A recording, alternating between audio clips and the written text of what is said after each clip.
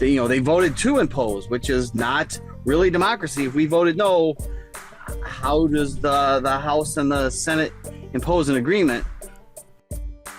Which side are you on? Which side are you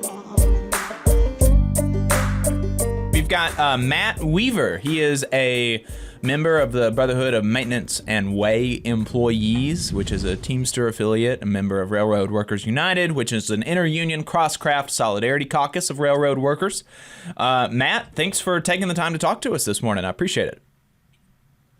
Thanks so much for your guys' attention. Rail labor really needs our voice to get out there. It's Brotherhood of Maintenance of Way Employees Division of the International Brotherhood of Teamsters.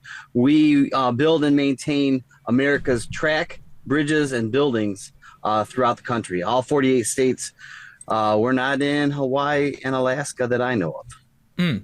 So, I think that, and we'll get into some of the issues that y'all are facing, but the fact that you're here this morning is actually indicative of some of the problems that y'all have on the rails, because we had previously scheduled Paul Lindsay, who had been on the show, and not to say anything bad about you, Matt. I'm sure that this is going to go great. We talked a little bit this morning, had a great conversation, but we had previously scheduled Paul Lindsay, and I call him at about 9 o'clock this morning, and he said 15 minutes ago I got called in. I have to be at work in an hour and a half, and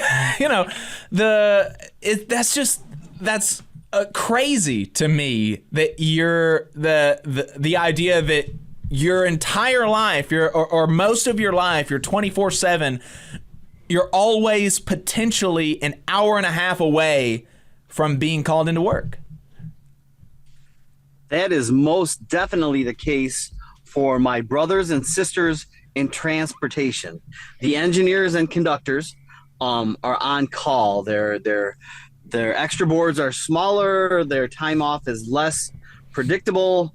I've been spoiled as maintenance away. I've worked 410s for a majority of my career, so I've been able to raise my family and coach my kids' soccer, basketball, t-ball, baseball teams. I've been pretty spoiled in this scenario, and that's the attendance policy, which is really very frustrating for all crafts, 12 Right. unions in the railroads, but transportation, it's really punitive on their way of life. Their quality of life is very tremendously affected by these call lists and attendance policies. Absolutely. So, Matt, let's just recap what has happened for us in the last week with Biden signing this rail deal. What led up to that, and what does that mean for y'all that are going to be working under this contract now? Well, we got the Presidential Emergency Board recommendation, and then that was just a recommendation, but it was better for Maintenance Way than any other craft, because we got our craft specific ask. We wanted him better away from home expenses, per diem, that kind of stuff, and we're the only craft that got that.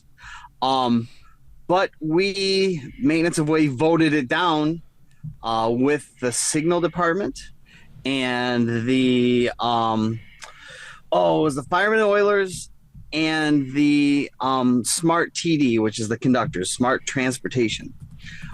So then we were back at the bargaining table, and Biden called on Congress to impose not the PEB, but those tentative agreements that our four crafts voted down. So the House went about it, presented, they voted to impose, which is not really democracy. If we voted no, how does the House and the Senate impose an agreement? But the House passed the 7 paid sick days, and in this time of pandemic and quarantine, I have a letter in my lunchbox to give to the police if I get pulled over in quarantine conditions, that I'm allowed to go to work, because moving freight in America is essential. So I went, I was essential employee, and then we went from essential to expendable at the bargaining table. Right. And sick day, it's ridiculous. We don't have any paid sick days. It's absurd. I've got a couple details on the cost of those sick days. I was told a couple weeks ago that all of the stock buybacks up to October of this year would have paid for, so less than 2% of those stock buybacks would have paid for those 7 sick days for all of rail labor. Wow. For 1 year. Wow. The profit margins, less than 1% of the profit margins for any year that we've seen would pay for those sick days. And then last week I saw that Warren Buffett, the owner alone of BNSF, made enough in one day to pay for all of those sick days for 2 full years for all of rail labor. So this is not a big ask. Right. But when it's all about profit over people and shareholders first, and that's very frustrating.